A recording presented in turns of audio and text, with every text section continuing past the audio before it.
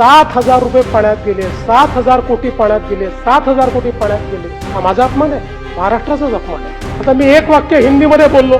आता आशिषजी ते ज्यांना समजायला पाहिजे म्हणून बोललो, त्यांच्याऐवजी दुसऱ्यालाच मिरची लागली.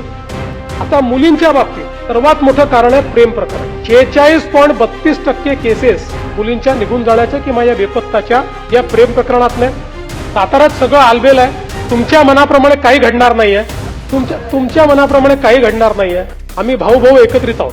आपण म्हणजे दुर्दैवाने असं म्हणू नये, पण दादांची जी काही पुण्यतिथी येईल त्याच्या अगोदर हा रिपोर्ट यावा अशा प्रकारचा प्रयत्न आणि तो रिपोर्ट येईल. म्हणून मी पुन्हा सांगतो, या प्रकरणाचं सत्य बाहेर आल्याशिवाय आम्ही चूक बसणार नाही.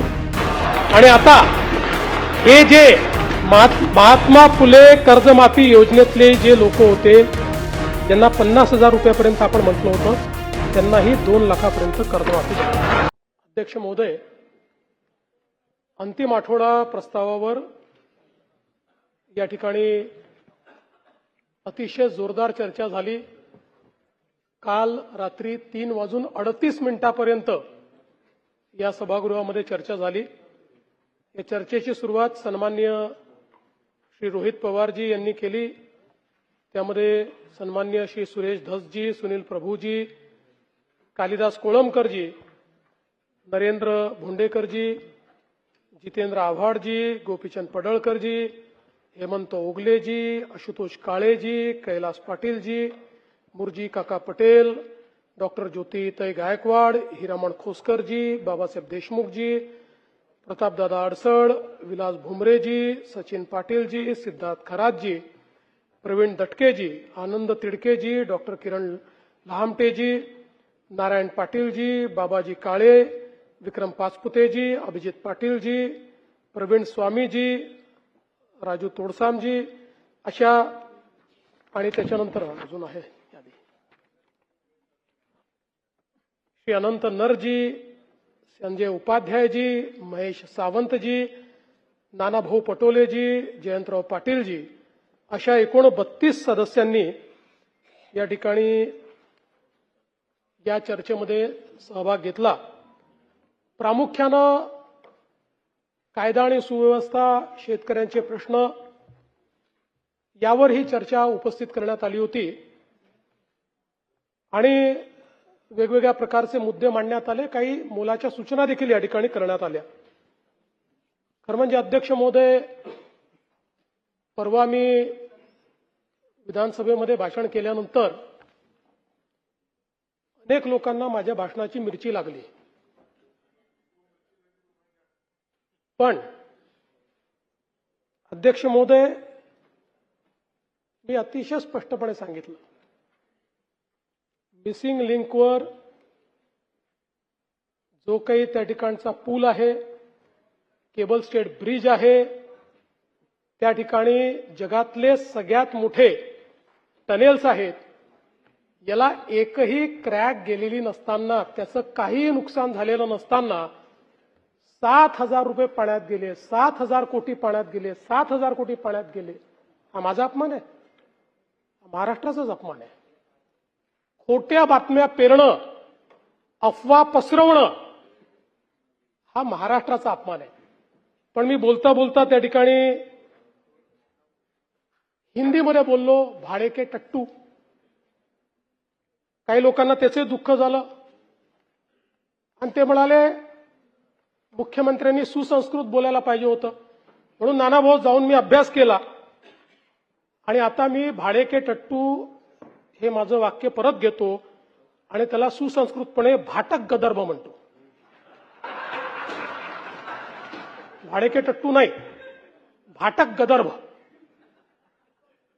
आणि जर कोणाला समजलं नसेल तर मग सुपारीबाज. पण मी तर काही सुपारीबाजांबद्दल बोललो, मी टोपी फेकली होती.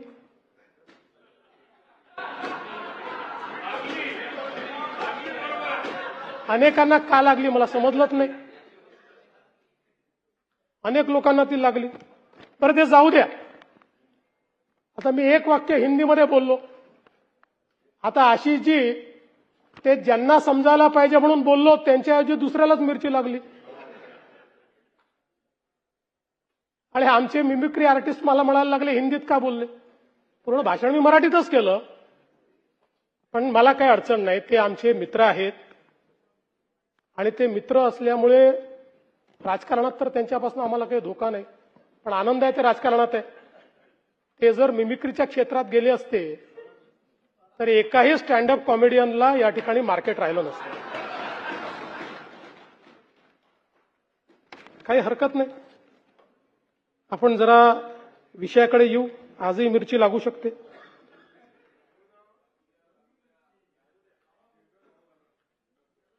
अध्यक्ष महोदय,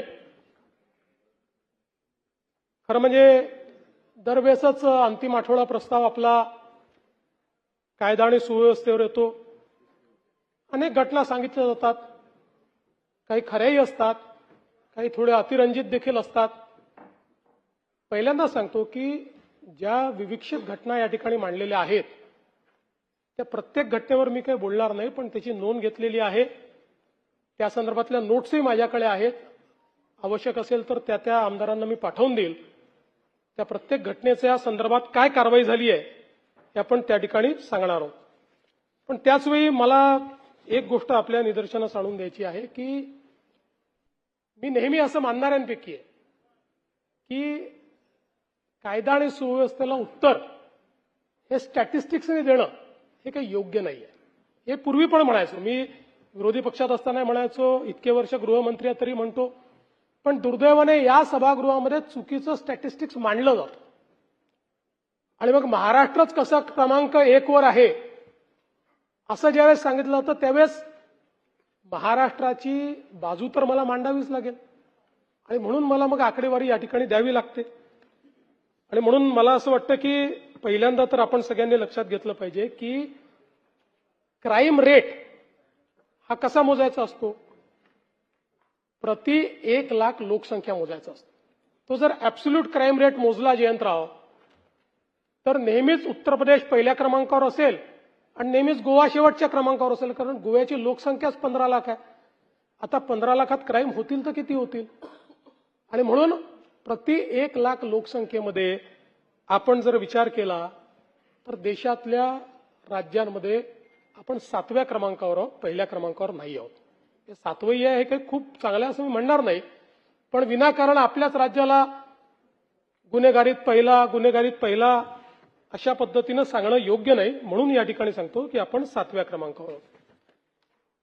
आणि आपण जर बघितलं क्राईम अगेन्स्ट विमेन, महिलांच्या विरुद्ध जे अपराध आहेत त्यामध्ये महाराष्ट्र 9व्या क्रमांकावर आहे.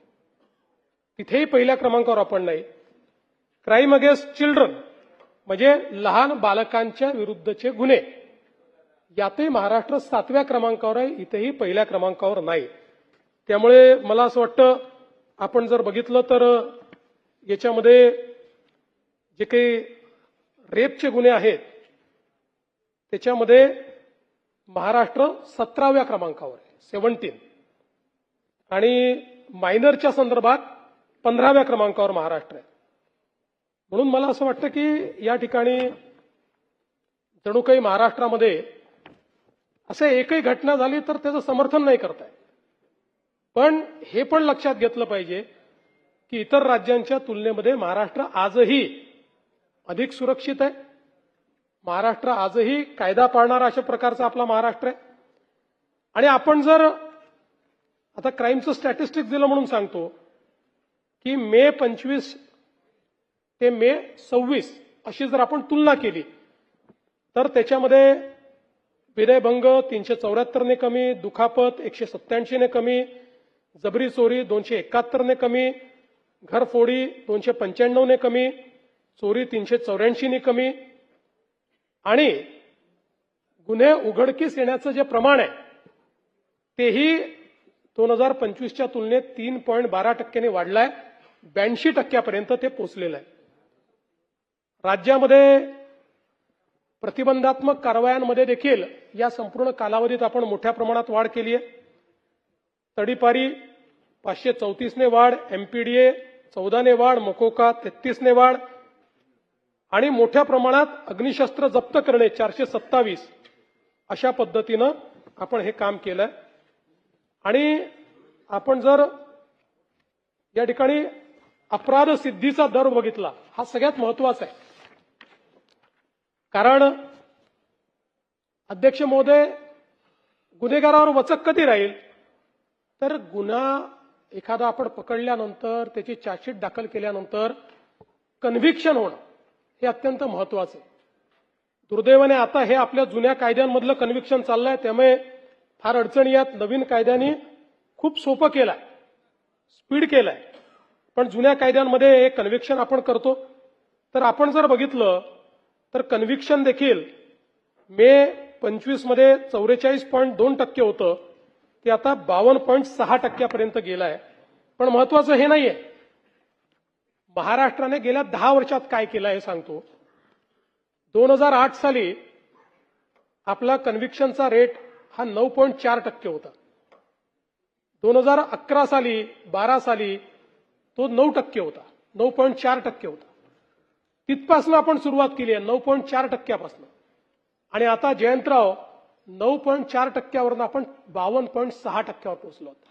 गेल्या 10 वर्षामध्ये कन्सिस्टंटली तुम्ही बघितलं 10 वर्ष 8 आणि 9% आपला हा दर होता, की ज्याच्यामध्ये 100 लोकांना आपण जर चार्जशीट केलं 91 सुटून जात होते. आता ते आपण 52%वर पोहोचलो, पण आपल्याला 70%पर्यंत जायचं. मला विश्वास आहे नवीन कायद्यांमध्ये आता जे आपण चार्जशीट करतोय, आपण 70च्याही पलीकडे त्याच्यामध्ये जातोय, आताच जातोय. कन्व्हिक्शन्स आता सुरू झाली आहेत आणि आपण जाऊ 80 पर्यंत जाऊ. पण या जुन्या कायद्यांमध्ये जरा काही अडचणी असल्यामुळे त्या ठिकाणी आपल्याला तो प्रयत्न करावा लागतो. दुसरं, आता नवीन कायद्यांमुळे दुसरा फायदा काय झालाय, काही नियम आपल्यावर त्यांनी टाकले आणि त्याचं उत्तम पालन आपण करतोय. ई साक्ष, आता 90.61% गुन्ह्यांमध्ये ई साक्ष आहे.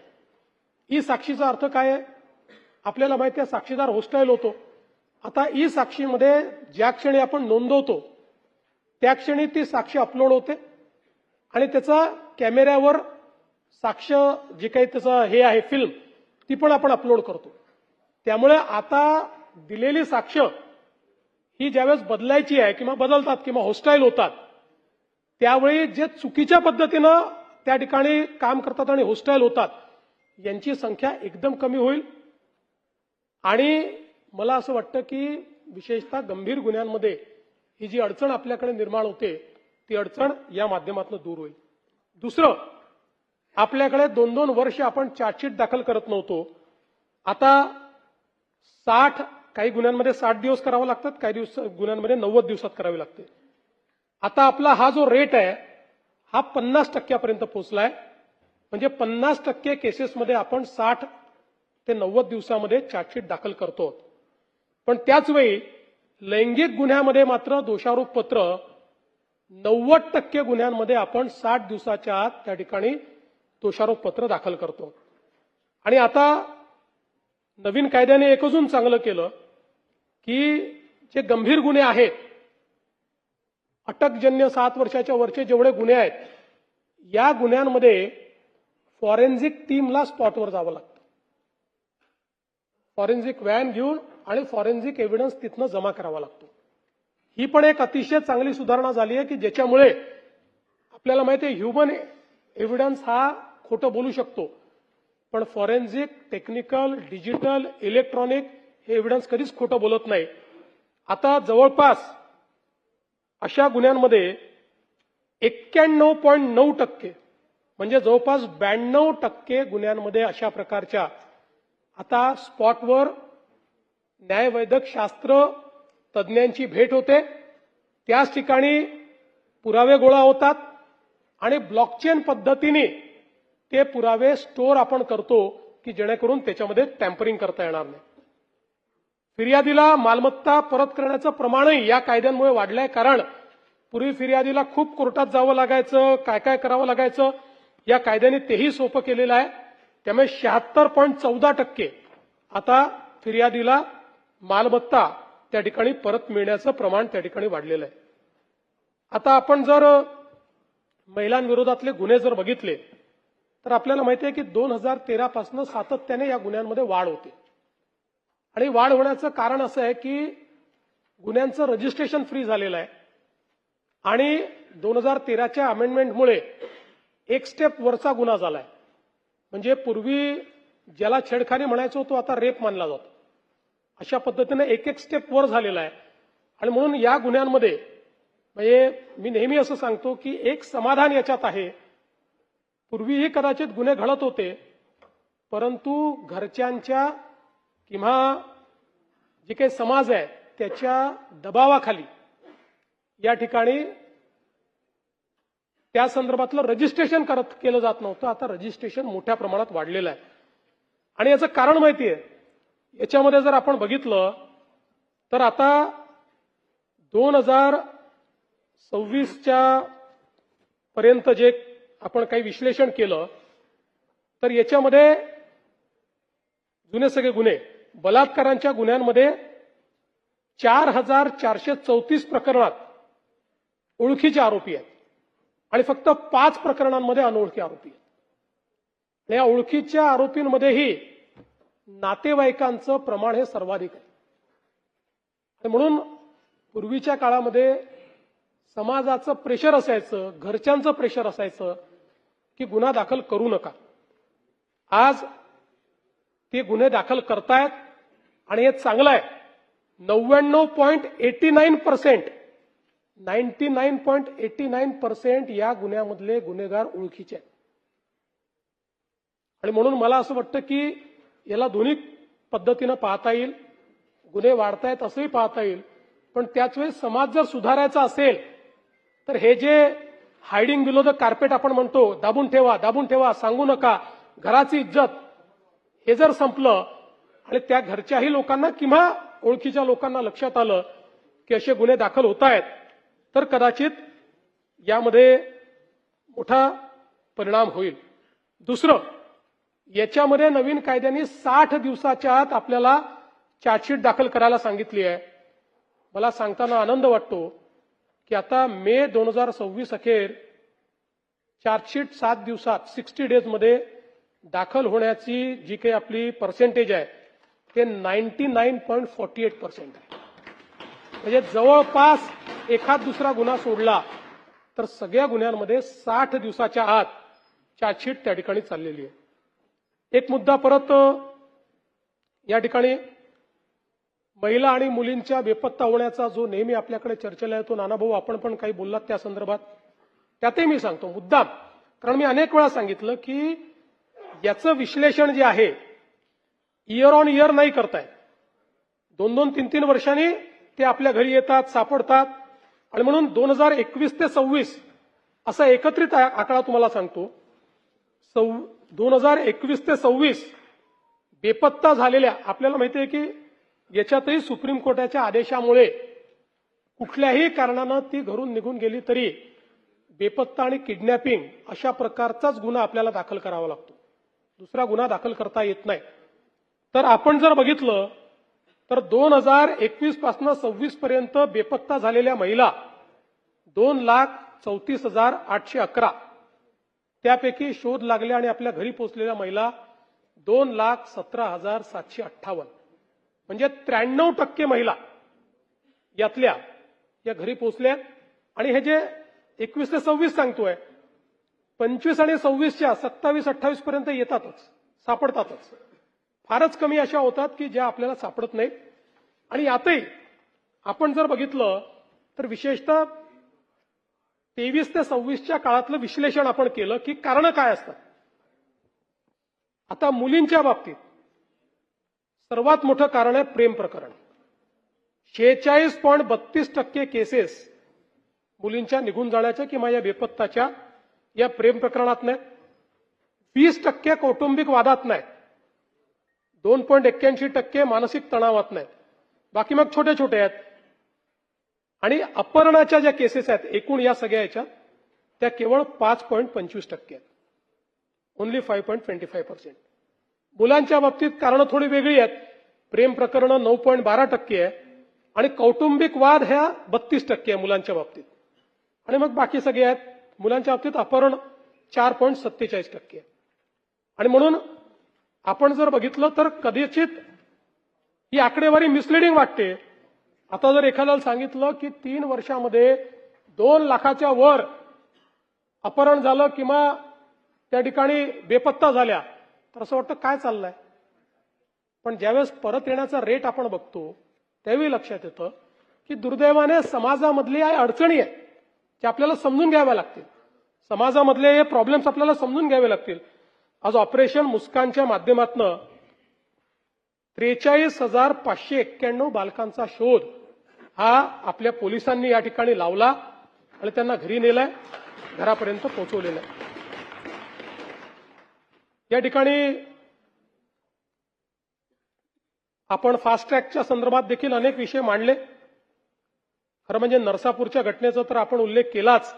59 दिवसात तिहेरी फाशीची शिक्षा, पण हेच बेंचमार्क आपल्याला करायचं आहे. आणि मुळामध्ये मी जसं सांगितलं की पोलीस आपला तपास पूर्ण करून चार्जशीट दाखल करू शकतात, पण त्याच्यानंतरचं काम हे मात्र ज्युडिशियरीचं आहे. नवीन कायद्याने एक सोय केली आहे की आता ज्युडिशियरी ते पूर्वीप्रमाणे तारखावर तारखा ज्या मागता यायच्या त्या आता मागता येत नाहीत. 2 तारखांपेक्षा जास्त ऍडजमेंटच आता मागता येत नाही.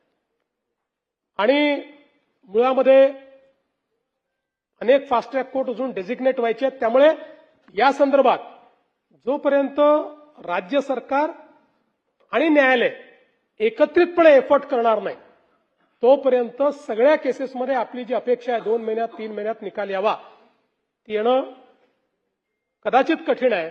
पण आम्हाला न्यायालयाकडनं सहकार्य मिळत आहे. त्यांच्याही काही अडचणी आहेत त्याही आम्ही दूर करतो. आणि मला विश्वास आहे की हा एक बेंचमार्क जो आपण सेट केला आहे हा पुढच्या अनेक गुन्ह्यांमध्ये या ठिकाणी आपल्याला करता येईल. आज जर सायबर गुन्ह्यांचा विचार आपण केला तर पूर्वी सायबर गुन्ह्यांमध्ये रक्कम फ्रीज होणं हे सगळ्यात महत्वाचं असतं. कारण आपल्याला माहिती आहे की एका खात्यातनं दुसऱ्या, दुसऱ्यातनं तिसऱ्या, तिसऱ्यातनं चौथ्या अशा पद्धतीनं ही रक्कम ट्रॅव्हल करते, वेगवेगळ्या देशांमध्ये चालली जाते. सायबर गुन्ह्यांमध्ये तर फायनली 100 अकाउंटमधनं एका अशा देशात जाते की ज्या देशाशी आपली संधी नाही आणि मग ते पैसे मिळत नाही. पूर्वी केवळ आपण 11% रक्कम फ्रीज करू शकत होतो, आता ते प्रमाण 27% पोहोचलंय. हे काही फार समाधानकारक नाही. 50% तरी आपल्याला पोचावं लागेल, पण तोही प्रयत्न येत्या काळामध्ये आपण करू. कारण 11%हून 27%पर्यंतही चांगली मजल आपल्या पोलिसांनी मारलेली आहे.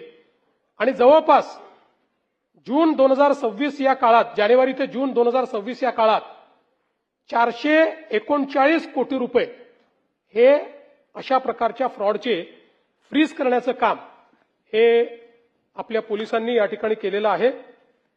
आणि आता त्याच्यामध्ये 50,000पेक्षा कमी रक्कम असेल तर ती तात्काळ आपल्याला परत करता येते. आणि त्यात फक्त आपण एक अधिकाऱ्याचं पत्र घेतो आणि जवळपास ही प्रक्रिया सुरू झाल्यामुळे 2,813 प्रकरणात ऑलरेडी पैसे हे परत केलेले आहेत आणि वेगवेगळी आता रक्कम जी आहे ती परतीच्या प्रक्रियेमध्ये आहे. साधारणपणे आपण कारवाई काय केली तर या सगळ्या काळामध्ये सायबर क्राईम करणारे 6,76,202 मोबाईल ब्लॉक केले, 3,92,742 मोबाईल ट्रेस केले आणि 1,53,750 हँडसेट हे आपण जप्त केले. आणि एवढंच नाही तर एक अतिशय संवेदनशील उपक्रम हा आपल्या विभागाने केला.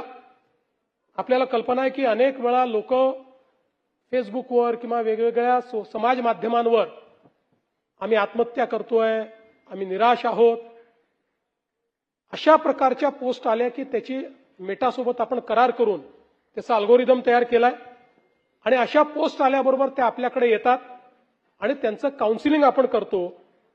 आपण गेल्या म्हणजे 24 ते 24ला आपण सुरू केलं. 1.5 वर्षामध्ये आपण 168 व्यक्तींना ज्यांनी आत्महत्येचा प्रयत्न केला होता किंवा ते करण्याच्या तयारीत होते त्यांना त्यांच्या पोस्टवरनं पकडून परावृत्त करून त्या ठिकाणी त्यांना वाचवण्याचं काम केलेलं आहे. आणि त्यासोबत ऑनलाईन छळ आणि सेक्स्टॉर्शन अशा प्रकारातनं 69 तरुण मुला-मुलींना वाचवण्यात आलंय. असे जवळपास 237 लोकांचे प्राण हे प्रोएक्टिव्हली, यांनी कंप्लेंट नाही केली कोणी आपल्याकडे, प्रोएक्टिव्हली आपण ते पकडून त्या ठिकाणी केले आहेत. आणि वेगवेगळे बहुमान सन्मान तर मिळालेच आहेत, पण महाराष्ट्र सायबरचं जनजागृती माहितीपट जो आहे त्याला कान्सच्या चित्रपट महोत्सवामध्ये देखील 2026 साठी नामांकन मिळालेलं आहे. आज महाराष्ट्र सायबरचा जो 1930 क्रमांक आहे याच्यात दररोज 8 ते 10 हजार तक्रारी येतात. आपण एआयचा वापर करून या सगळ्या तक्रारी नोंदवण्याची व्यवस्था केली आहे, त्याचं विश्लेषण करण्याची व्यवस्था केली आहे, त्याला रिस्पॉन्ड करण्याची व्यवस्था केली आहे. आज देशात सर्वाधिक कॉल हँडल करण्याची क्षमता आणि करण्याचं काम हे आपण करतो. आणि देशातला सर्वात मोठा डिजिटल अरेस्टचा घोटाळा देखील 58 कोटी रुपयाचा हा आपण त्या ठिकाणी पकडलाय, ज्याच्यामध्ये महाराष्ट्र, गुजरात, राजस्थान, कर्नाटक, आंध्र या 5 राज्यातनं 33 आरोपींना अटक केली आहे. एकूण 45 आरोपी याच्यामध्ये आहेत आणि जवळपास 6000 मॅन्युअल खाती याची आपण फ्रीज केलेली आहेत आणि एक मोठा प्रहार डिजिटल अरेस्टवर देखील झालाय. पुण्यामध्ये आपल्याला कल्पना आहे की विषारी दारूचे जवळपास 22 बळी त्या ठिकाणी गेले. एक प्रकारे आपल्याला काळीमा फासणारी अशा प्रकारची घटना आहे. 2 गुन्हे होते, दापोडी आणि हडपसर. सर्व 17 आरोपी जे आहेत ते गजाआड केले आहेत आणि राज्य उत्पादन शुल्क विभागाचे 13 आणि पोलीस दलातील 13 असे 26 लोक या ठिकाणी दुर्लक्ष केल्याबद्दल निलंबित करण्यात आले आहेत. याचा तपास सीआयडीकडे केलेला आहे. याच्यामध्ये मिथेनॉल वापरण्यात आले होते.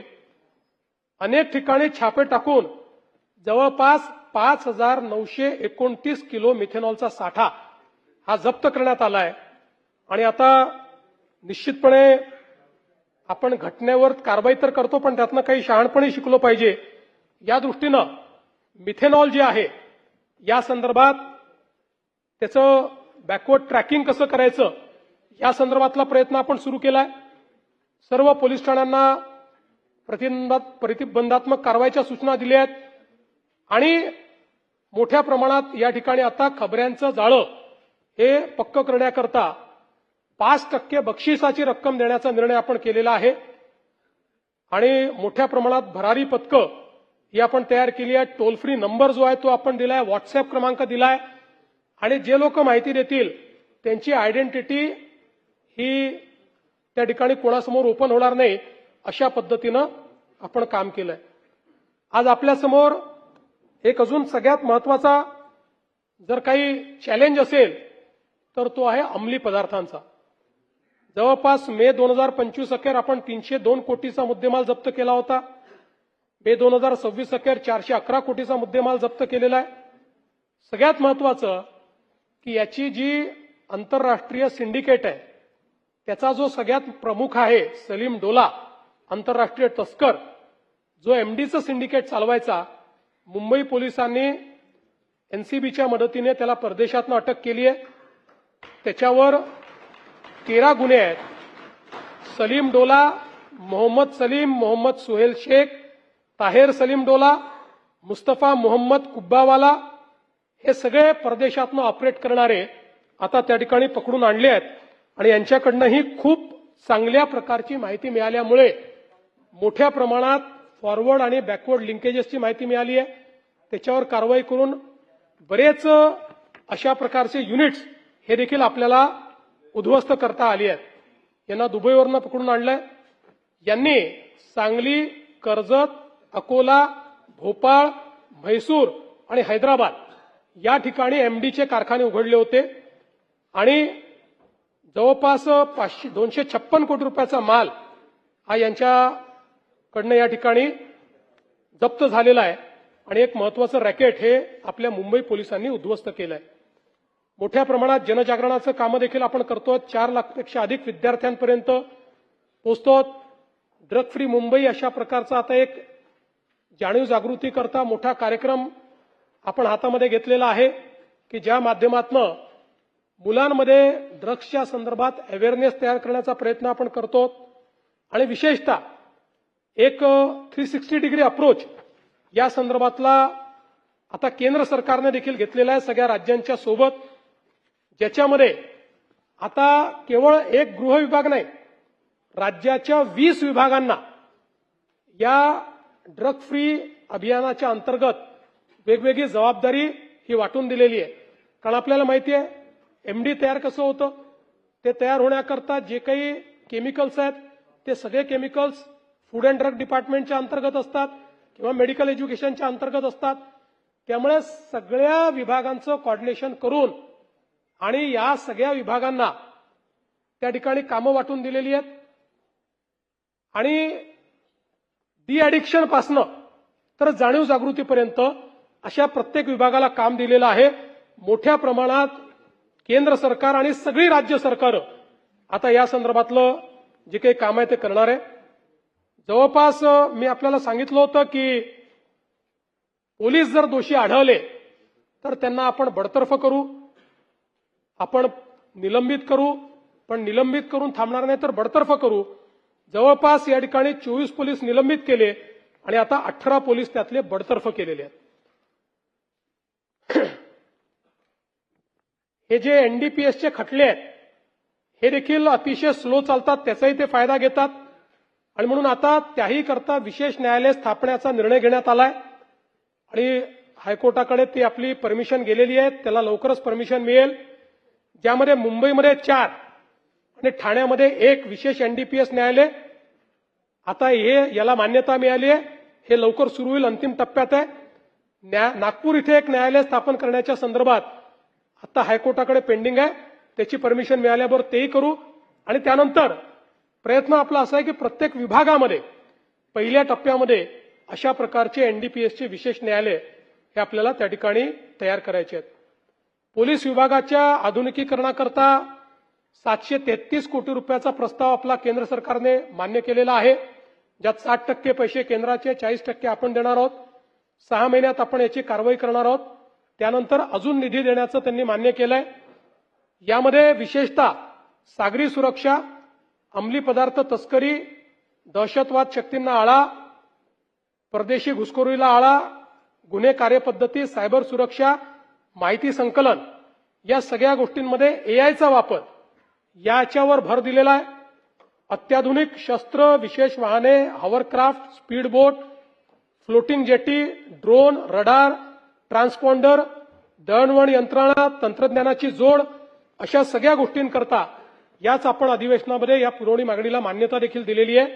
त्यामुळे पोलिसांना त्या ठिकाणी आपण ते मोठ्या प्रमाणात आधुनिकीकरण करणार आहोत. पोलिसांच्या घरांकरता डीजी लोन हे आपण पुन्हा सुरू केलं आणि 12 मे रोजी 1768 कोटी रुपयांना मान्यता दिली.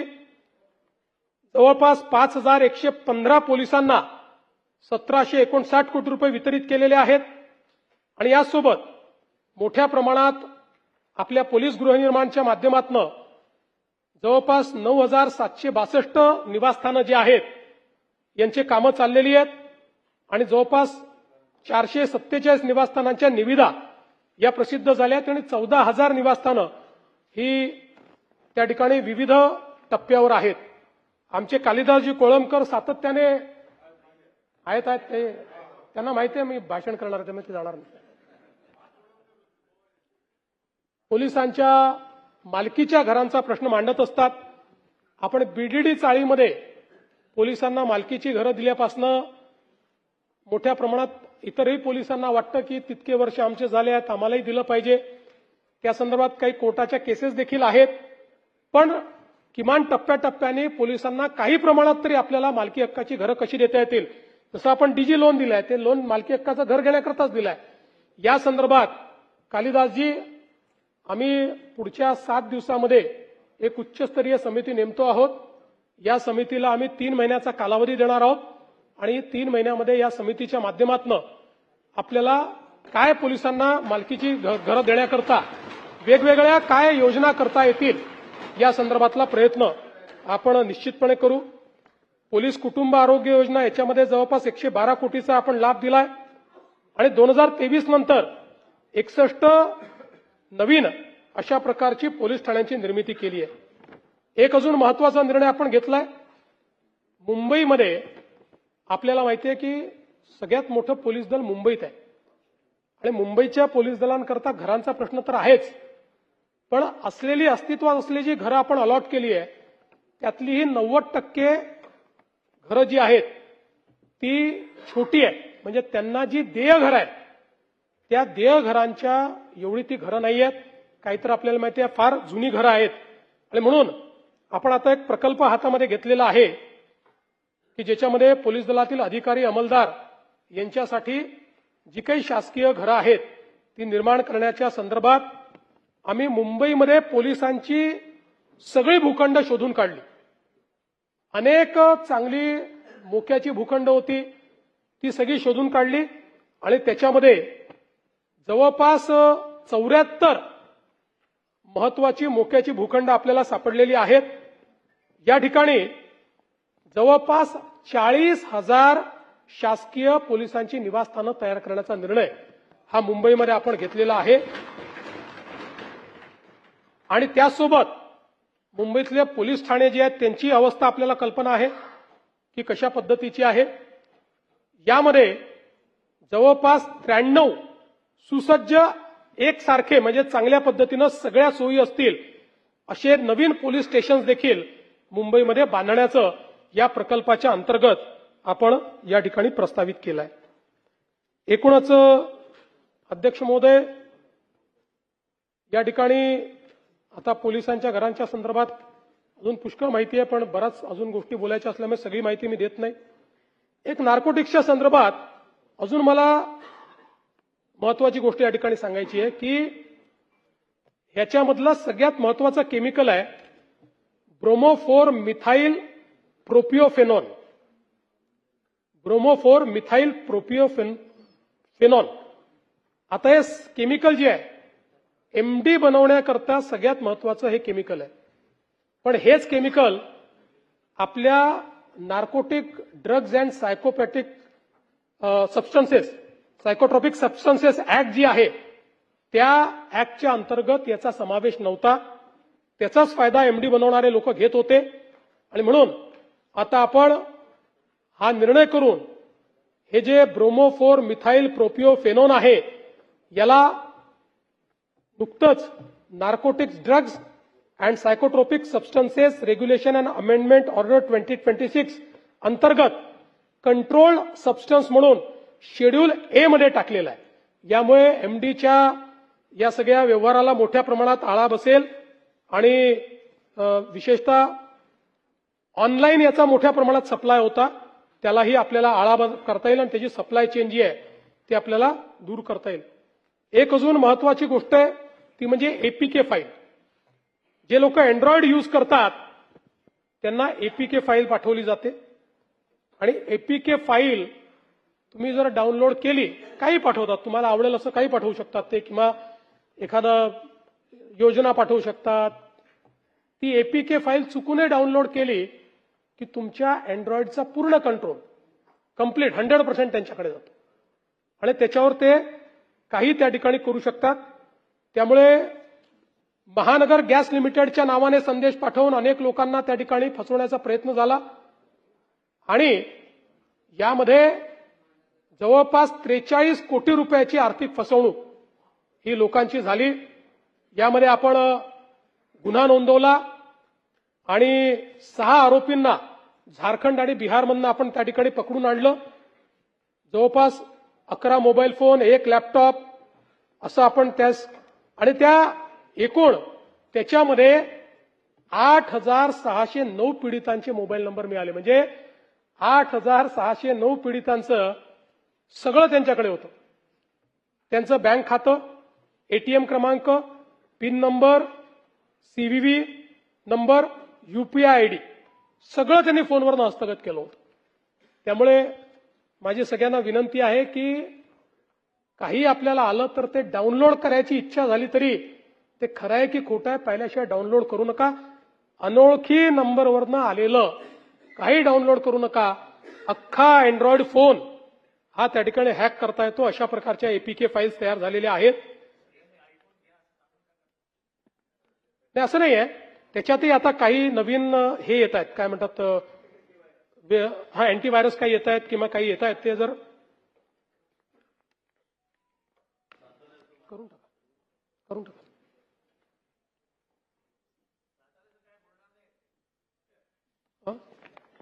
साताऱ्यात सगळं आलबेल आहे. तुमच्या मनाप्रमाणे काही घडणार नाहीये. तुमच्या मनाप्रमाणे काही घडणार नाहीये. आम्ही भाऊ भाऊ एकत्रित आहोत.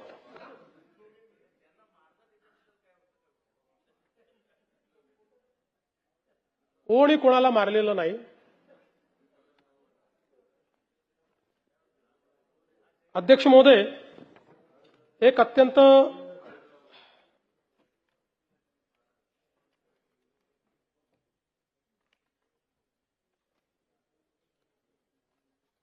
या संदर्भात हे तर मी सांगितलंय.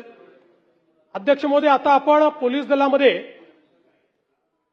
मोठ्या प्रमाणात आर्टिफिशियल इंटेलिजन्सचा उपयोग सुरू केलाय आणि आपल्याला माहिती आहे की याचा मोठ्या प्रमाणात आता उपयोग होतोय. आपण आता तपास सारथी नावाचं एक टूल तयार केलंय आणि हा तपास सारथी जो टूल आहे हा सीसीटीएनएस सोबत पूर्णपणे आपण इंटिग्रेट केलाय. याच्यामध्ये एंड टू एंड म्हणजे गुन्हा घडल्यापासून चार्जशीट पर्यंत सगळ्या गोष्टी डिजिटाइज पद्धतीनं एआयचा उपयोग करून करेक्ट फॉर्मॅटमध्ये आपल्याला तयार करता येतात. आपल्याला माहिती आहे अनेक वेळा केवळ टेक्निकल चुकांमुळे या ठिकाणी आरोपी सुटतात. त्यामुळे या तपास सारथीमध्ये स्पीच टू टेक्स्ट आहे, याच्यामध्ये वेगवेगळ्या भाषेतलं जे आहे त्याचं मराठीत भाषांतर करण्याची सोय आहे. प्रत्येक एफआयआरची जी काही तपास सूची आहे, पाथ ऑफ इन्व्हेस्टिगेशन ते तयार करून देतं. त्यासोबत पंचनामे, फोटो, व्हिडिओ हे सगळं ते अपलोड करून देतं. म्हणजे पंचनामे आणि फोटो व्हिडिओ अपलोड केले तर ते ज्या फॉर्मॅटमध्ये आपल्याला पाहिजे त्या फॉर्मॅटमध्ये ऑटोमॅटिक तयार होतात. ब्लॉकचेन टेक्नॉलॉजीने हे पुरावे त्या ठिकाणी अपलोड केले जातात. त्यामुळे एकूणच देशामधलं पहिलं कंप्लीट एआय असिस्टेड अशा पद्धतीचं तपास सारथी आपण केलाय. आणि मला सांगताना आनंद वाटतो की आता नरसापूरच्या घटनेतही आपण एआयचा उपयोग करून ज्यावेळी जी काही चेन आहे ती तयार करून दिली तर त्या निर्णयामध्ये त्याचं अप्रिसिएशन आहे. हे त्या जज साहेबांनी केलेलं आहे की अतिशय करेक्ट चेन ऑफ इव्हेंट्स त्याच्यामुळे तयार झालेली आहेत. एक अत्यंत महत्वाच्या मुद्द्यावर या ठिकाणी या अंतिम आठवडा प्रस्तावामध्ये चर्चा झाली, ती म्हणजे राज्याचे दिवंगत उपमुख्यमंत्री माननीय अजितदादा पवार यांच्या संदर्भात जी काही घटना घडली आणि ते त्या ठिकाणी आपल्यातनं निघून गेले त्याच्या तपासाच्या संदर्भात. पहिल्यांदा तर या ठिकाणी मी स्पष्ट करू इच्छितो की दोन प्रकारे तपास चाललेला आहे. एक प्रकार सीआयडी आपलं करते, दुसरं आपल्याला माहिती आहे की एआयबी करते. एक मुद्दा या ठिकाणी आला की आपण सीबीआयला लिहिलं होतं, मग सीबीआयने इन्क्वायरी का घेतली नाही. सीबीआयने हे स्पष्टपणे सांगितलेलं आहे की एआयबीचा जो रिपोर्ट आहे हा रिपोर्ट यातला महत्वाचा आहे. तो आल्यानंतरच हा तपास आम्ही घेऊ शकतो, त्याच्या आधी आम्ही काही घेणार नाही. त्यामुळे त्याची आपण वाट पाहतोय. याच्यामध्ये आतापर्यंत सीआयडीने जो तपास केला आहे त्या तपासामध्ये काही गोष्टी समोर आलेल्या आहेत की ज्याच्यामध्ये वेगवेगळ्या गोष्टींसोबत एक शंका पायलट सुमित कपूर यांच्याबद्दलही होती. त्यांचं बँक खातं, इन्शुरन्स पॉलिसी, शेअर मार्केटमधली गुंतवणूक हे सगळं काही तपासलेलं आहे, पण त्यात कुठलंही काही संशयास्पद आढळलेलं नाही. बाकी सगळे जेवढे फुटेज आहेत ते मिळवलेले आहेत, त्याचं विश्लेषण केलेलं आहे. जे काही अवेलेबल साक्षी पुरावे आहेत ते तयार केलेले आहेत. पण अर्थातच या ठिकाणी एआयआयबीचा रिपोर्ट हा महत्वाचा आहे. त्याही संदर्भातली माहिती मी घेतली आणि त्या माहितीमध्ये हे सांगण्यात आलेलं आहे की जेवढे काही त्या ठिकाणी इक्विपमेंट्स होते जे डाउनलोड करायचे होते ते 100% डाउनलोड झालेले आहेत. आणि आता त्याच्यामध्ये कुठलीही अडचण नाही. जे रिकन्स्ट्रक्ट करून डाउनलोड करायचं होतं ते पण झालेलं आहे. त्यामुळे ब्लॅक बॉक्स असेल किंवा दुसरा जो काय बॉक्स आहे ते सगळं झालेलं आहे. आणि एक प्रिलिमिनरी रिपोर्ट आपल्या समोर त्यांनी आणलेला आहे. मी आज केंद्र सरकारशी देखील चर्चा केली आणि केंद्र सरकारला आणि मंत्रालयाला आणि माननीय मंत्री महोदयांना मी विचारलं की साधारण हा सगळा रिपोर्ट किती दिवसात अपेक्षित आहे. त्यांनी मला हे सांगितलं की साधारणपणे जानेवारीपूर्वी हा रिपोर्ट येईल, अंतिम रिपोर्ट जो आहे. आणि हाच रिपोर्ट सगळ्यात महत्वाचा आहे. हा रिपोर्ट आल्यानंतरच, आणि जसं काल रोहित पवार म्हणाले 3-3, 4-4 वर्ष लागतात, हे खरं आहे. पण या केसमध्ये स्पेशली आपल्या केंद्र सरकारने विनंती केली आहे, कारण परदेशातले सगळे तज्ज्ञ याच्यात घेतलेले आहेत, अमेरिकेतली एजन्सी आपण याच्यामध्ये घेतलेली आहे, आणि म्हणून त्यांना विनंती केली आहे आणि त्या सगळ्यांनी ते मान्य केलं आहे. आणि म्हणून आपण म्हणजे दुर्दैवाने असं म्हणू नये, पण दादांची जी काही पुण्यतिथी येईल त्याच्या अगोदर हा रिपोर्ट यावा अशा प्रकारचा प्रयत्न, आणि तो रिपोर्ट येईल. आणि हा रिपोर्ट आल्यानंतर मग सीबीआय असेल किंवा सीआयडी पण असेल, आता सीआयडी पण त्याच्यावरच अडकलेलं आहे, कारण वर काय घडलं हे या रिपोर्टशिवाय समजूच शकत नाही. ते धागेदोरे याच्यातच मिळणार आहेत. आणि म्हणून मला असं वाटतं की कोणी हा विचार करण्याची आवश्यकता नाही. आमचं सातत्याने याच्यावर लक्ष आहे, केंद्र सरकारचंही लक्ष आहे. केंद्र सरकार योग्य पद्धतीने त्या गोष्टी करते. एक त्यांनी मुद्दा मांडला की आम्ही कर्नाटकात एफआयआर केला, तो तुम्ही सीआयडीला पाठवून दिला. पुन्हा एकदा समजावून सांगतो की ते तर जाऊ द्या, म्हणजे ते इंटरस्टेट एफआयआरचं तर मी मागच्या वेळेसच सांगितलं. एफआयआर नंतरची प्रोसेस काय आहे? एफआयआर नंतरची प्रोसेस आहे चार्जशीट करणे. त्याकरता चार्ज तयार करावा लागतो. एफआयआर मध्ये तुम्हाला कोण दोषी आहे हे एफआयआर नंतर फायनल करावं लागतं, की बाबा देवेंद्र फडणवीस आहे, जयंत पाटील आहे, रोहित पवार आहे, कोणीतरी जो कोणी असेल त्याला दोषी, आणि त्याच्यावर चार्ज फ्रेम करावा लागतो. तर त्या एफआयआरला अर्थ आहे. तो चार्ज फ्रेम करण्याकरता पहिल्यांदा तुम्हाला इनिशियली कोण दोषी आहे हे ठरवावं लागेल. ते जोपर्यंत AIIBचा रिपोर्ट येत नाही तोपर्यंत तुम्ही ठरवू शकत नाही.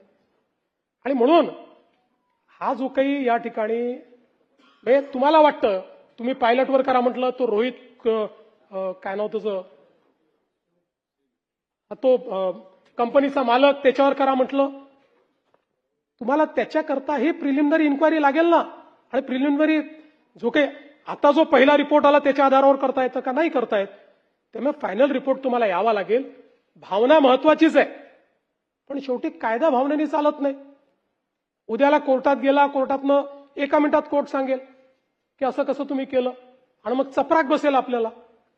म्हणून मी पुन्हा सांगतो, या प्रकरणाचं सत्य बाहेर आल्याशिवाय आम्ही चूप बसणार नाही. काही झालं तरी ते सत्य बाहेर आणू. त्याकरता त्याचा जो काही योग्य पाठपुरावा आहे तो पाठपुरावा देखील करू. खरात प्रकरणाचा देखील उल्लेख या ठिकाणी झाला. त्याच्यामध्ये एकूण 14 प्रकरणं होती, त्यातले 9 प्रकरणांमध्ये खरात आरोपी आहेत. 3 प्रकरणामध्ये अजून तपास सुरू आहे. त्या सगळ्या प्रकरणांमध्ये आता चार्जशीट देखील आपण दाखल केली आहे. 2 प्रकरणं अशी होती की जी खरातनी टाकली होती, खोटी प्रकरणं होती, ती बी फायनल झालेली आहेत. की जे तक्रारदार आहेत त्या तक्रारदारांना त्या ठिकाणी फसवण्याकरता टाकली होती, तर ती पण आता बी फायनल केलेली आहेत. अध्यक्ष महोदय, यासोबत कृषीच्या संदर्भातले काही मुद्दे या ठिकाणी मांडण्यात आले. काय दिलं रे बाबा? विशेषतः कर्जमाफीच्या संदर्भात बरीच चर्चा या ठिकाणी झाली. पहिल्यांदा तर अध्यक्ष महोदय, आपल्याला याची कल्पना आहे की कर्जमाफी हा एक परिस्थितीची आवश्यकता म्हणून आपण करतो. कुठल्याही कर्जमाफीने शेतकरी कधी श्रीमंत झाला नाही, तर होऊ शकत नाही. पण त्यावेळी शेतकऱ्याला क्रेडिटवरती बनवायचं, जेणेकरून त्याला सावकाराकडे जावं लागणार नाही. हे एक महत्वाचं उद्दिष्ट आपल्या कर्जमाफीचं असतं. आणि मी पुन्हा एकदा सांगतो की आम्ही विधानसभेच्या निवडणुकीच्या वेळी हा शब्द दिला होता, आम्ही कर्जमाफी करू. खरं म्हणजे आम्ही 2029 पर्यंत थांबू शकलो असतो, कारण सगळ्या निवडणुका जिंकलो आहोत आम्ही, कुठल्या निवडणुका बाकी नाही आहेत. पण आम्ही तसं केलं नाही. आम्ही ठरवलं की शेतकरी अडचणीत असेल तर त्याला कर्जमाफी दिली पाहिजे, आणि कर्जमाफीचा निर्णय आपल्या सरकारने केला. आता याच्यामध्ये आपण काय काय केलं तर कर्जमाफी असेल, एकवेळ समझोता असेल, प्रोत्साहनपर लाभ असेल. खरं म्हणजे एक गोष्ट मला अजून लक्षात आणून दिली पाहिजे की या कर्जमाफीच्या व्यतिरिक्त दरवर्षी हे सरकार आहे महायुतीचं 25,000 कोटी रुपये वीज माफीची देतं शेतकऱ्यांना. 25,000 कोटी रुपये दरवर्षी. हे पैसे भरावे लागतात, हे माफ नाही होत, हे भरावे लागतात दरवर्षी. पहिल्या वर्षी 20,000 कोटी, 22,000 कोटी, 25,000 कोटी हे पैसे आपण भरतो. आणि एकूण जर आपण कृषी विभागाचा आजचा आउटले बघितला, सगळं मिळून वेगवेगळ्या योजना आणि देणाऱ्या सबसिडी, तर तो 95,000 कोटी रुपयाचा आहे. 95,000 कोटी रुपये. आणि हा कर्जमाफीचा निर्णय आपण घेतला. आपण राष्ट्रीयकृत बँका, व्यापारी बँका, खाजगी बँका, जिल्हा मध्यवर्ती सहकारी बँक सगळ्यांची बैठक घेतली आणि या ठिकाणी त्याच्या आधारावर सगळा डेटा घेतला आणि त्यानंतर मिळालेल्या माहितीच्या आधारावर पुण्यश्लोक अहिल्यादेवी होळकर शेतकरी कर्जमुक्ती योजना आपण तयार केली. आता असं देखील म्हणण्यात आलं की 12-13 हजार कोटीचाच लाभ मिळेल आणि 36 लाख शेतकऱ्यांवर अन्याय होईल. हे विधान पूर्णपणे चुकीचं आहे, हे योग्य नाही आहे. खरं तर 56 लाख शेतकऱ्यांना 36,585 कोटीचा लाभ देणारी ऐतिहासिक अशा प्रकारची योजना आहे. आता मी आपल्या लक्षात आणून देतो, आपल्या काळामध्ये महात्मा ज्योतिराव फुले शेतकरी कर्जमुक्ती योजना तयार झाली होती. यामध्ये केवळ अल्पमुदत पीक कर्ज आणि पुनर्गठित कर्जासाठी 2 लाख रुपयापर्यंत ही योजना तयार केली होती. मात्र पुण्यश्लोक अहिल्यादेवी होळकर मध्ये आपण 2 लाखापेक्षा जास्तही ज्यांची थकबाकी आहे त्यांनाही 2 लाखापर्यंत देतोय. आपल्या योजनेत 2 लाखावर 1 रुपया जरी वर असेल तरी त्याला कर्जमाफी मिळालेली नाही. इथे 2 लाखाच्या वर असेल तरी त्याला आपण ती कर्जमाफी देणार आहोत. आणि आपण जर बघितलं तर महात्मा ज्योतिराव फुले शेतकरी कर्जमाफी योजना जी आहे याच्यामध्ये 32 लाख शेतकऱ्यांना त्या ठिकाणी लाभ मिळाला होता. त्यापैकी बहुतांश शेतकऱ्यांनी पुन्हा कर्ज भरलेलं आहे, काही शेतकऱ्यांनी भरलेलं नाही.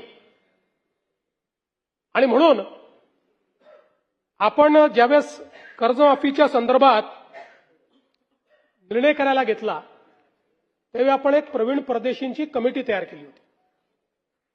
आणि या कमिटीला आपण काही लॉंग टर्म, काही शॉर्ट टर्म अशा पद्धतीनं काही सूचना द्यायला सांगितल्या होत्या. त्यामध्ये सूचना देत असताना काही लॉंग टर्मच्या दिल्या, काही शॉर्ट टर्मच्या दिल्या. पण एक गोष्ट प्रकर्षाने त्यांनी मांडली. खरं म्हणजे बोलताना रोहितजींच्या ते लक्षात आलं नाही. ते असं म्हणाले की नैतिकतेवर शेतकऱ्यांच्या प्रश्न दिले होते. नैतिकतेवर नाही, त्यांनी त्या ठिकाणी जे मांडलंय, महाराष्ट्र एकमेव राज्य आहे की ज्या राज्यामध्ये 17 मध्ये कर्जमाफी, 20 मध्ये कर्जमाफी, 26 मध्ये कर्जमाफी, असं कुठेच झालं नाही. त्यांनी चिंताही मांडलेली आहे की बँकिंग सिस्टीमचं काय होईल. बँकेमध्ये कर्ज परत करण्याची जर म्हणजे असं एक शेतकरी प्रामाणिकच आहे, पण जर माहिती आहे की दरवर्षी सरकार करणारच आहे तर मग वाट पाहतो माणूस, कशाला भरायचं बाबा कर्ज, खरंच करतायत का हे. आणि म्हणून त्यांनी इन्स्टन्सेस मांडले आहेत की कशा पद्धतीनं बँकांची परिस्थिती खराब होते. आणि म्हणून त्यांनी हे सांगितलं की काहीतरी डिस्टन्स ठेवा, ज्या लोकांनी कर्जमाफी मिळवली आता नुकतीच किंवा मागच्या कर्जमाफी योजनेत, त्या लोकांना जर पुन्हा कर्जमाफी त्यातले जर काही झाले असतील तर त्या ठिकाणी तुम्ही एक विविक्षित रक्कम त्याकरता भरा. पहिल्यांदा तर त्यांनी सांगितलं की तुम्ही त्यांना त्यात घेऊच नका, नाहीतर बँकिंग सिस्टीम कोलॅप्स होईल. पण मग त्यांनी सांगितलं की विविक्षित रक्कम भरा, काही रक्कम त्यांना भरू द्या, म्हणजे मग या ठिकाणी बँकिंग सिस्टीम चालेल. आता मुश्रीफ साहेब या ठिकाणी आहेत. मुश्रीफ साहेब आमच्या मंत्रिमंडळाच्या बैठकीत रोज सांगायचे की लवकर तारीख घोषित करा, कोणी कर्जच भरत नाही. आमच्या कोल्हापूर बँकेमध्ये रेग्युलर कर्ज भरणारे लोक होते, पण कोणी कर्जच भरत नाहीये. तारीख घोषित झाली, बरोबर भरले सगळ्यांनी, नंतरच्या लोकांनी कर्ज, आणि पुन्हा त्या बँकेची परिस्थिती. आज तुम्ही बघा, नागपूरची आमची बँक 90% नागपूरची बँक मागच्या घोटाळ्यात बुडली. आज शेतकऱ्यांच्या तुलनेत सगळ्यात कमी जर कर्ज कुठे मिळत असेल तर ते नागपुरात मिळतं, कारण बँक नाहीये. जिथे जिथे बँका बुडल्या त्या त्या ठिकाणी ही परिस्थिती तयार झाली. आणि म्हणून आपल्याला शेतकऱ्याला तर कर्जमाफी द्यायचीच आहे, पण सोबत बँकिंग सिस्टीम करता काही शिस्त लावणं हे देखील गरजेचं आहे. म्हणून अशा पद्धतीची शिफारस ही त्यामध्ये आली. आता मी तुम्हाला पुन्हा सांगतो की आपण जर बघितलं तर पहिले आम्ही 17 मध्ये छत्रपती शिवाजी महाराज शेतकरी सन्मान योजना केली, ज्याच्यामध्ये जवळपास त्या ठिकाणी 44 लाख शेतकऱ्यांना आपण मदत केली. त्यात 24 लाख शेतकऱ्यांना कर्जमाफीची योजना होती. 4.27 लाख शेतकऱ्यांनी एक वेळ समझोता केला. 14,89,000 शेतकऱ्यांना आपण प्रोत्साहनपर पैसे दिले. आणि मग जेव्हा महात्मा ज्योतिराव फुले शेतकरी कर्जमुक्ती योजना आली त्यावेळी रोहित पवारजी, आपली माहिती चुकीची आहे, 2017च्या योजनेमध्ये लाभ मिळालेल्या, म्हणजे छत्रपती शिवाजी महाराज योजनेत लाभ मिळालेल्या शेतकऱ्यांना 2019च्या कर्जमाफी योजनेतनं वगळण्यात आलं, देण्यात नाही आलं, हे वगळण्यात आलं. त्यामुळे या ठिकाणी 17ला लाभ मिळालेल्या शेतकऱ्यांना महात्मा ज्योतिराव फुले कर्जमुक्ती योजनेत लाभ मिळालेला नाही, त्यांना वगळलेला आहे. म्हणून आपल्याला मिळालेली माहिती वस्तुस्थिती दर्शक नाही आहे. एवढंच नाही, 2008 साली देशामध्ये कर्जमाफी झाली, त्यानंतर 9 मध्ये आपण आणली महाराष्ट्रामध्ये, 8 नंतर. आता 9 मध्ये देखील आपण ज्यावेळेस आणली त्यावेळेस 8च्या माफीमध्ये जे समाविष्ट होते त्यांना आपण वगळलं आणि इतरांना आपण 20,000पर्यंत त्या ठिकाणी मदत केली. मर्यादा जी होती ती 20,000ची मर्यादा होती. जवळपास 34 लाख शेतकऱ्यांना 4,000 कोटी रुपये आपण 2009 साली दिले होते. आणि म्हणून हे काही पहिल्यांदा झालेलं नाहीये. या प्रत्येक वेळी लगतची जी कर्जमाफीची योजना आहे त्या कर्जमाफीच्या योजनेतल्या जे पात्र झाले आणि ज्यांना लाभ मिळाला त्यांना वगळण्यात आलेलं आहे. आणि आपण जर बघितलं तर याच्यामध्ये परतफेडीच्या संदर्भातही हे जे टाकण्यात आलं की 2026 आणि 27ला पैसे परत केले पाहिजे, याच्या मागचा उद्देश हाच होता की आपण ज्यांना प्रोत्साहन देतोय, प्रोत्साहन घेत असताना त्यांनी पुढे नीट कर्ज भरलं पाहिजे, या दृष्टीनं आपण या ठिकाणी अशा पद्धतीची योजना केली होती. मला खरं म्हणजे मी तिन्हीचा चार्ट या ठिकाणी तयार केलेला आहे. आपल्या लक्षात येईल आतापर्यंतच्या योजनांमधली सगळ्यात मोठी योजना ही यावेळची कर्जमाफीची योजना आहे. टाळ्या याच्यानंतर वाजवा, टाळ्या याच्यानंतर वाजवा.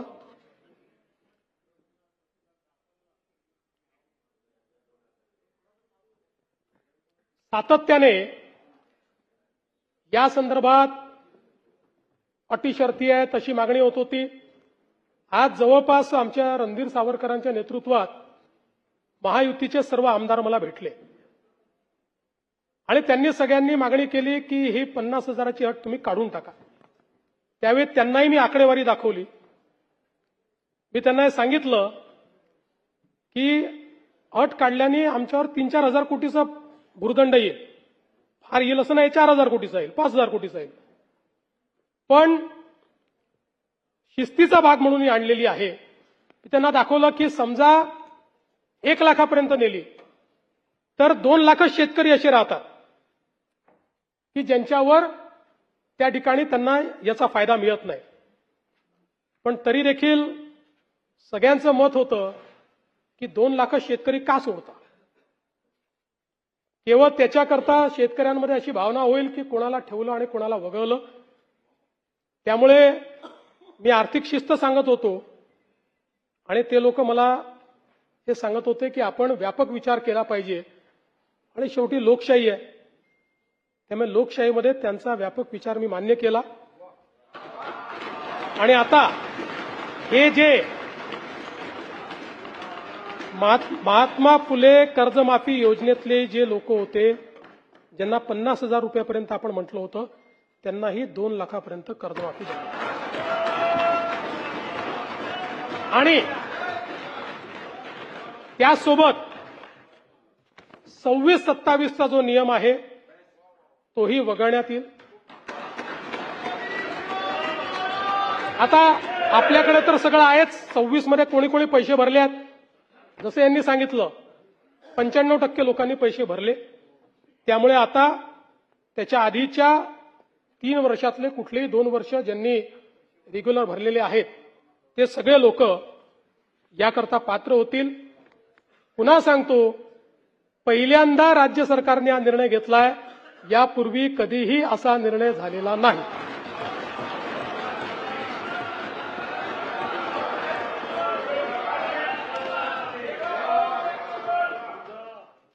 कापसाच्या खरेदीच्या संदर्भात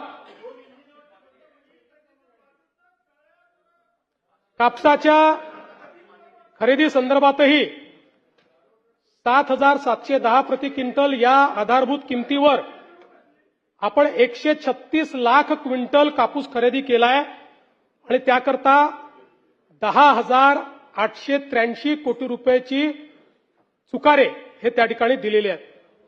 सोयाबीनच्या संदर्भात 3,198 कोटी किमतीचा 6 लाख टन सोयाबीन आपण खरेदी केली आहे.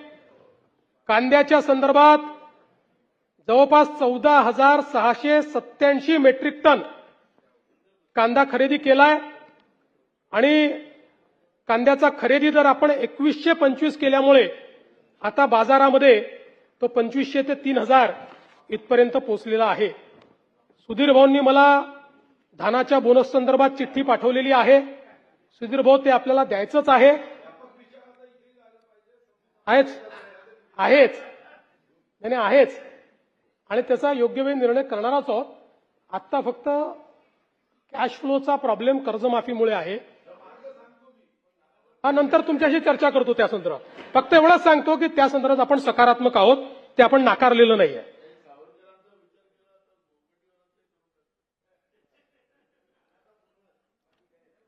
अध्यक्ष महोदय, काही सदस्यांनी हे जे काही लोड शेडिंग आमच्याकडे होतंय असं त्या ठिकाणी मांडलं. मुळामध्ये कुठेही लोड शेडिंग नाहीये.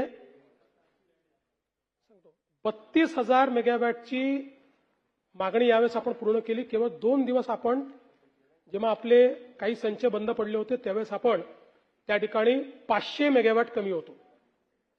पण हे खरं आहे की ग्रामीण भागामध्ये काही ठिकाणी लोकांना वीज मिळत नाही. याचं कारण असं होत आहे की आपण फिडर सेपरेशन केलेलं आहे आणि जे लोक अजूनही कृषी फिडरवर आहेत, पूर्वी त्यांना प्रॉब्लेम नव्हता.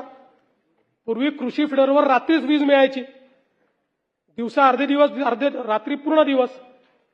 आता आपण 76% कृषी फिडरला दिवसा वीज देतोय, 76%.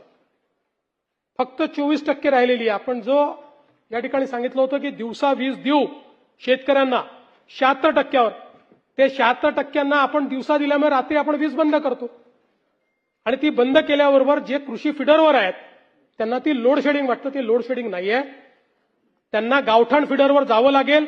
ते मायग्रेशन आपण सुरू केलेलं आहे. अशा सगळ्या केसेस आयडेंटिफाय करून त्यांना जे गावठाणाचं फिडर आहे त्या फिडरवर नेण्याचं काम देखील आता मोठ्या प्रमाणात आपण करतो.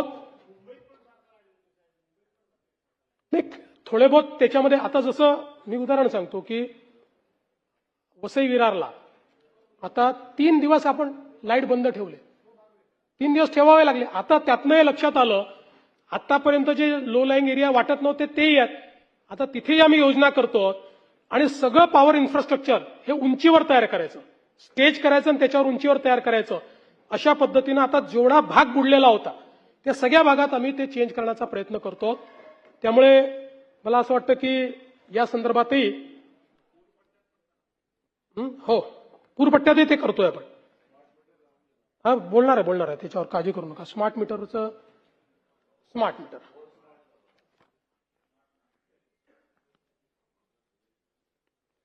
खरं म्हणजे राज्यामध्ये आता तर देशातच सगळीकडे स्मार्ट मीटर लावणं कंपल्सरी झालंय. आपल्या राज्याने 1,23,00,000 स्मार्ट मीटर्स लावले, म्हणजे आपण मोर दॅन 50% आता पोहोचलेलो. 1,23,00,000. यामध्ये तक्रारी किती ग्राहकांकडनं आल्या? 3,92,000 ग्राहकांकडनं तक्रारी आल्या. जिथे तक्रार आली तिथे आपण दुसरं मीटर घेऊन जातो आणि त्यांच्यासमोर तपासणी करतो. ही तपासणी केल्यानंतर केवळ 210 तक्रारींमध्ये तथ्य आढळलं, म्हणजे 0.0017%.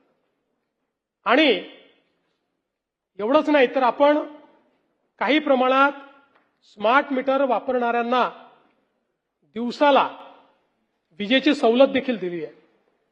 पण आता यावेळेस एक गोष्ट मात्र निश्चितपणे झाली. काही लोक म्हणतात की आमचं बिल जास्त आलं. हे काय आलं याचा एक अभ्यास केला.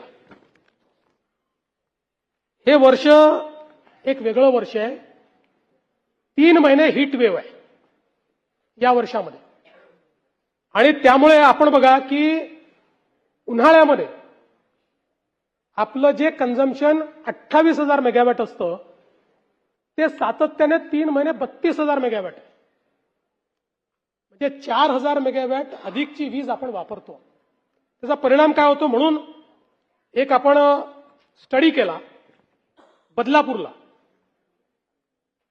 हवामानातल्या बदलामुळे आता बदलापूरमध्ये जे काही सरासरी कमाल तापमान जे आहे हे साधारणपणे मे 25 मध्ये 38 डिग्री होतं, ते मे 26 मध्ये 43 डिग्री झालं, 5 डिग्रीनी वाढलं. आणि सातत्याने हीट वेव्ह मध्ये ते 5 डिग्रीनी पुढे होतं. आणि साधारणपणे पाऊस देखील जवळपास 1 महिना उशिरा पडला. पाऊस पडला की थोडं डिमांड कमी होते लोकांचं. आता याच्यामध्ये वीज वापर समजा 1 BHKचं कुटुंब आहे, साधारण 1.5 टनचा एसी आहे, फ्रीज आहे आणि पंखा आहे. अशा घरामध्ये बिल येत होतं 270 युनिट्सचं. यावर्षी वापरले गेले 270च्या ऐवजी 415 युनिट. त्यामुळे मासिक बिल 2,500वरनं 5,000 झालं. का झालं? आपण जेव्हा 300 युनिट पर्यंत आपण स्वस्तात वीज देतो, 300 युनिटच्या वर गेलं की 5 रुपयांनी वाढ होते आणि 500 युनिटच्या वर गेलं की अजून 2 रुपयांनी वाढ होते. टेलिस्कोपिक पद्धत आहे. आणि या टेलिस्कोपिक पद्धतीमुळे ज्याचा 270 युनिटचा वापर होता त्याचा 415 युनिट झाला.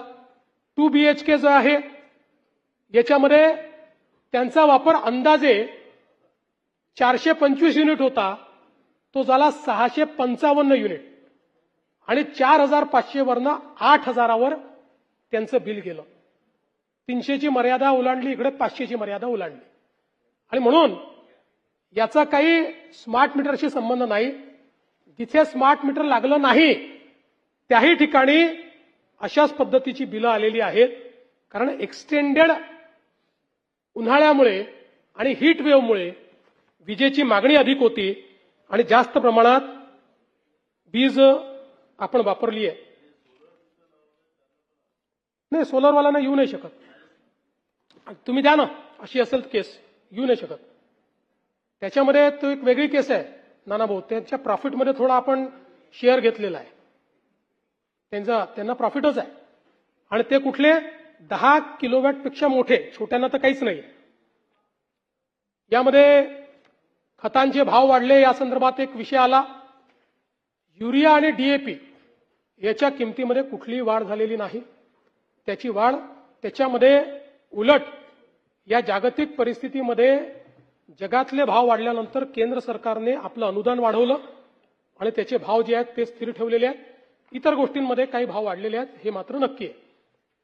त्यानंतर एक बीड जिल्ह्याचा 800 कोटीचा विमा प्रलंबित आहे, ही चुकीची माहिती आहे. असा कुठलाही 800 कोटीचा विमा प्रलंबित नाही. उलट सुरेश धस साहेबांनी मांडलं, या बीड जिल्ह्यामध्ये जो काही घोटाळा त्या पीक विम्यामध्ये झाला त्याच्यामुळेच आपण सगळे आता या नवीन पद्धतीकडे आलेलो आहोत. यासोबत कृषी समृद्धी योजनेमध्ये 5,000 कोटी रुपये द्यायचे होते, ते दिले नाही असं सांगितलं. हे खरं आहे, आपण हे ठरवलं होतं की 5,000 कोटी दरवर्षी द्यायचे. 2,000 कोटीच आपण आता दिले आहेत, पण उर्वरित पैसे देखील आम्ही त्या ठिकाणी पुरवणी मागण्यांच्या माध्यमातून निश्चितपणे देऊन आणि इथलं जास्तीत जास्त जे काही काम आहे ते आपण पूर्ण करू.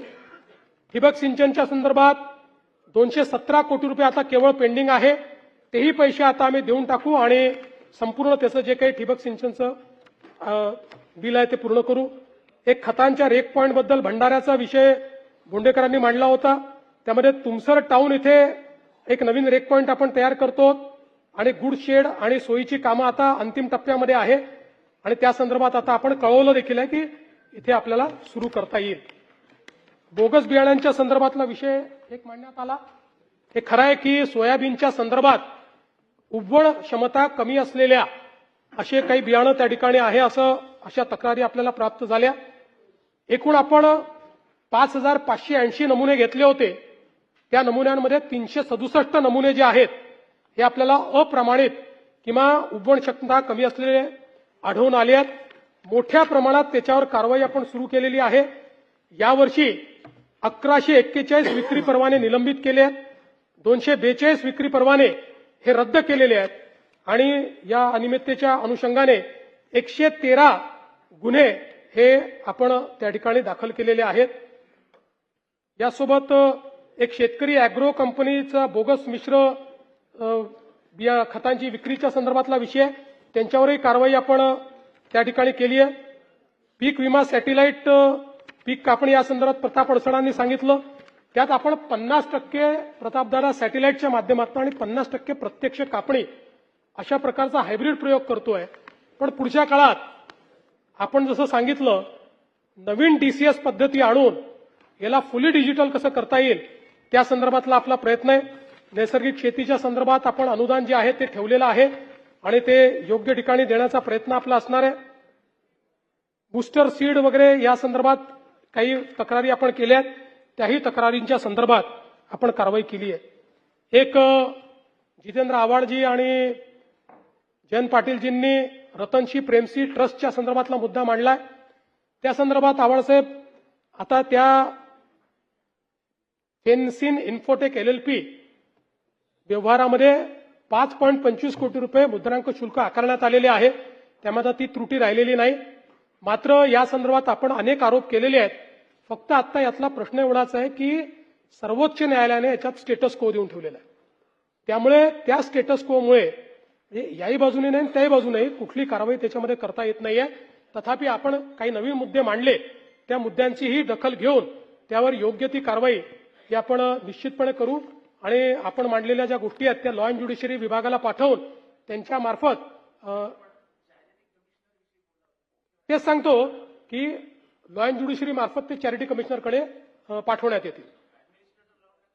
नाही तसा लावता येत नाही ना, म्हणजे आपल्याला काय हा कायदा आपल्याला माहिती आहे, या कायद्यामध्ये आपल्याला डायरेक्ट ऍडमिनिस्ट्रेटर लावायचा अधिकार नाही आहे. आपल्याला फक्त या तक्रारी चॅरिटी कमिशनरला पाठवाव्या लागतात. चॅरिटी कमिशनर जे आहेत ते स्वतः जज असतात, ते सेशन्स जज असतात, त्यामुळे ते त्या संदर्भातली सुनावणी घेत असतात. एक प्रवीण दटके आणि नानाभाऊ तुम्ही देखील जे प्रदूषण आपल्या वैनगंगेत होतं तो मुद्दा मांडला. तर दटके साहेब आपल्याला दोघांनी सांगतो की आता नाग नदी जलशुद्धीकरण प्रकल्प सुरू झालेला आहे. 2400 कोटी रुपये आपल्याला जायकाच्या माध्यमातून मिळालेले आहेत. या संदर्भात नवीन सांडपाणी प्रक्रिया केंद्र, 520 किलोमीटरच्या लाईन्स आणि 7 पंपिंग स्टेशन आपण उभारतो. नाही, ते केलं तरच याचं पूर्ण आंतरराष्ट्रीय संस्थेने त्याचा अहवाल तयार केला आहे. तथापि आपलंही आपण म्हणणं त्याच्यामध्ये निश्चितपणे ऐकून घेऊ. तिरी आणि मिशीच्या संदर्भातला विषय आहे, तो निश्चितपणे लक्ष घालण्यात येईल. नळगंगा वैनगंगा नदीजोड प्रकल्प, आता हा प्रकल्प जो आहे CWC कडे गेलाय, त्याची मान्यता मिळेल. बाकी सगळ्या मान्यता झालेल्या आहेत आणि याच वर्षी या प्रकल्पाची सुरुवात करण्याचा राज्य सरकारचा प्रयत्न असेल, ज्यामध्ये पहिल्या टप्प्यामध्ये कॅनाल आणि 14 जे एक्झिस्टिंग स्ट्रक्चर्स आपले जे आहेत हे मोठे करायचे आहेत, त्याची हाईट वाढवायची आणि त्याचं स्टोरेज वाढवायचं आहे आणि दुसऱ्या टप्प्यात 24 नवीन स्टोरेजेस करायचे आहेत. अशा दोन्ही गोष्टी या ठिकाणी निश्चितपणे करण्याचं राज्य सरकारचा मानस आहे. या व्यतिरिक्तच्याही जेवढ्या नदीजोड प्रकल्प आहेत हे सगळे आता अंतिम टप्प्यामध्ये आहेत, DPR स्टेजमध्ये आहेत. यांचा DPR झाला की त्यालाही CWCची मान्यता जी आहे ती मान्यता आपण त्या ठिकाणी घेऊ. सुरेश धस साहेबांनी देखील काही मुद्दे मांडलेले आहेत, त्या सगळ्या मुद्द्यांवर येत नाही. मला असं वाटतं या सगळ्या मुद्द्यांचं योग्य ते जे काही उत्तर आहे ते मी या ठिकाणी देईल. माननीय जयंतरावांनी काही सांगलीतल्या 2-3 केसेस मांडलेल्या आहेत, तर त्या संदर्भात मी जयंतराव निश्चितपणे त्याची माहिती घेतलेली आहे. मला वाटतं आलेली आहे बहुतेक माझ्याकडे. एकतर तुम्ही हा डोंबिवलीचा विषय मांडला जो नगरसेवकाचा रमेश सुकरे म्हात्रे, तर त्या संदर्भात त्यांना अटक केलेली आहे आणि आत्ताच त्यांना कोर्टाने 3 दिवसाचा रिमांड दिलेला आहे आणि आता ते पोलीस कस्टडीमध्ये त्या ठिकाणी आहेत. दुसरं विलास वाघमारे दुहेरी हत्याकांड आणि दादासाहेब वाघमारे यांचं अपहरण, या संदर्भात गुन्हा त्या ठिकाणी दाखल झालेला आहे. ही घटना मला असं वाटतं पहिली घटना जी आहे ती 2023ची आहे आणि जे जुने आरोपी आहेत 26चे आरोपी पकडले आहेत, पण जुन्या आरोपींचा 26च्या घटनेत तर तेच सांगतोय की आतापर्यंतच्या तपासात जुन्या आरोपींचा त्या साक्षीदाराच्या हत्येत अजूनपर्यंत काही सहभाग आला नाही. ही वेगळी केस आहे, पण तथापि याची जी काही चौकशी आहे ती चौकशी ही निश्चितपणे आपण करू. खरं म्हणजे अनेक विषय आपल्या समोर आलेले आहेत. नाना त्याची पण मी माहिती घेतली. आता ठीक आहे, आता तुम्ही म्हटलंय तर मी तुम्ही सांगितलेलं सत्य मानून त्या संदर्भात पुन्हा माहिती घेईल. माझ्याकडे आलेली माहिती जरा वेगळ्या पद्धतीची आहे, पण शेवटी नाना भाऊ बोलल्यात तर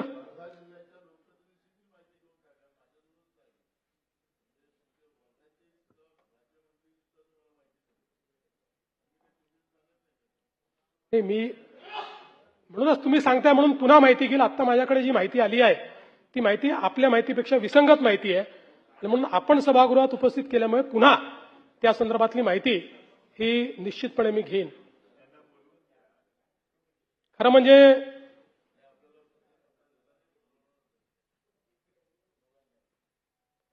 या ठिकाणी अनेक विषय आपण सगळ्यांनी मांडले. सगळ्या विषयांना इथे उत्तर देणं काही शक्य नाहीये. ज्या विषयांना उत्तर देणं शक्य होतं ते विषय मी मांडलेले आहेत. कोणाला अजून काही माहिती पाहिजे असेल तर मला भेटून देखील ते माहिती या ठिकाणी घेऊ शकतात.